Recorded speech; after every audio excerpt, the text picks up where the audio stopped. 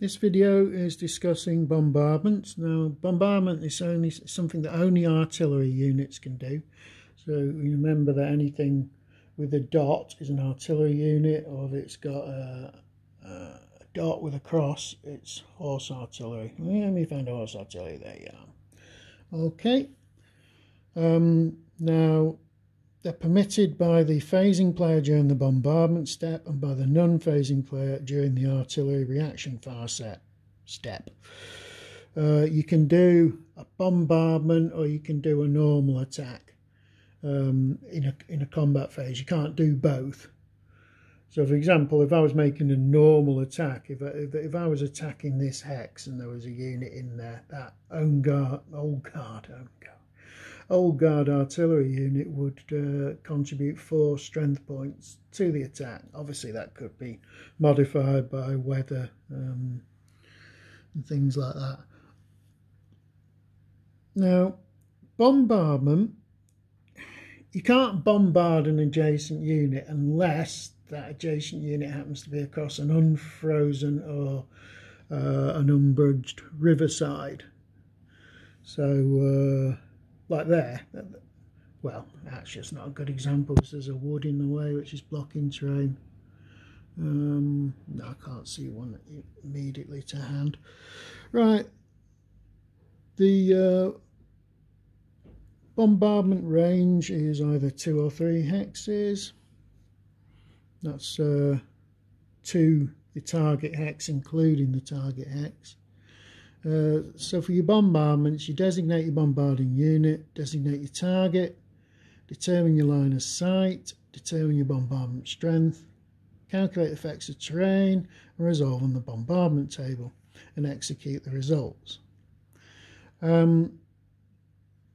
Now, any number of artillery units may bombard a single hex as long as all units are eligible to fire at the target hex. Artillery units stacked together may bombard different hexes, and artillery may not bombard more than one enemy occupied. That's an artillery unit may not bombard more than one enemy occupied hex, nor may it split its strength. There are quite a few exceptions where you're not allowed to bombard.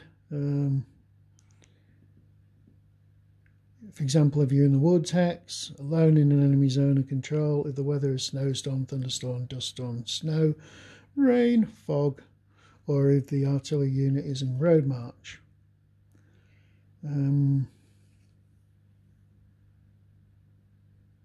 All enemy units in a hex under bombardment are bombarded as one target. So you can't have a go at a hex with one artillery unit and then say, oh, I'll nominate a second one over here and have another go at that hex. You can't do it like that. Okay? So you must be in range and in line of sight. Not in a wood or chateau, not adjacent, as I've already said, except for unfrozen, unbridged rivers. Not in a town hex at a range of 3. So you can actually bombard into town hexes at 2, but not 3. You've got line of sight. Now, there's loads of things that can block line of sight. The best thing to do is look on the terrain table. There's some special rules about hilltops. I'm not going to repeat the whole thing. Crest hex sizes. Crest hex size do block the terrain, but there is a little exception for that as well. So you determine your bombardment strength. As I've said, that may include bombarding units in different hexes. This is an important one, which I'd forgotten. The strength of any artillery units bombarding at 3 hex range is reduced by 50%. You calculate your effect of terrain. There's quite a lot of things like towns. The bombardment effect is reduced by 1/3. Woods and chateaus, you're not allowed to bombard into them, or you're not allowed to bombard out of woods. Marsh, bombarding strength points are reduced by half. So you resolve on your table, which this is your little table here, which shows you your number of bombarding strength points, your die roll, which can be modified to up to -1 or +1, and you get your results. A DR, which is just a standard defender retreat. Okay, it's just a defender retreat 1 hex. You can have a 1R, reduce 1 unit. So that means 1 unit in the target hex is flipped to its reduced side, while an already reduced unit is eliminated. The bombarding player decides which unit to reduce / eliminate.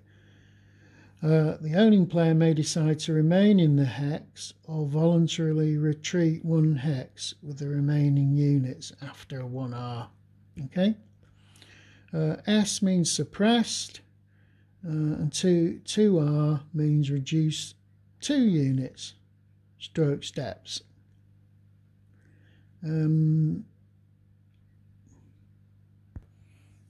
As mentioned, if you get a result which is an S for suppress, you mark the unit as being suppressed by artillery.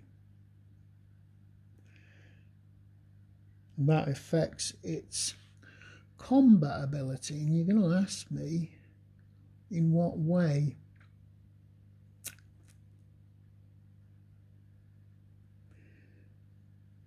Just a second, I'm going to have to check that one.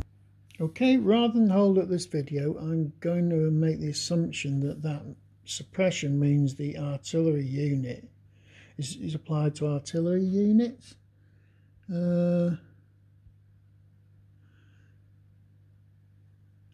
Got it. Yeah, no, sorry. The suppressed unit suffers the effects of demoralization in the next combat step. We discussed demoralization in another video. Okay, that's only present on next to the key for the bombardment table. It's not actually in the rule bit, but it mentions it, but it doesn't tell you what it does. You've also got an option to hold your ground. A DR result on the bombardment table can be converted to a 1R at the owning player's option. Well, when it says owning player, it means that the player who suffered the 1R, not the attacking player. If what you do is you select your lead unit as normal and roll for initiative. If successful, the lead unit suffers a step loss and there is no retreat.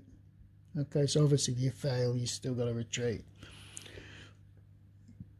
Artillery units in an enemy zone and control and stacked with friendly infantry or cavalry, it may bombard a hex different from the one the other units attack in the combat phase. It's reasonable. Artillery need not attack the adjacent enemy units as long as some other friendly unit does so. Right, okay, that's good. However, an artillery unit suffers all combat results incurred by the units it is stacked with.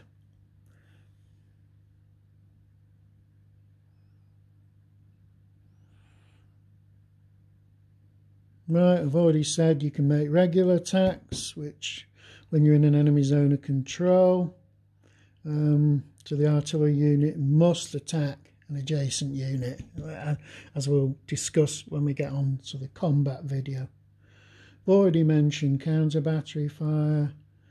In that case, the effective bombardment strength is reduced by 1/2 the strength of any artillery in the target hex, rounded down. And that's it for bombardments.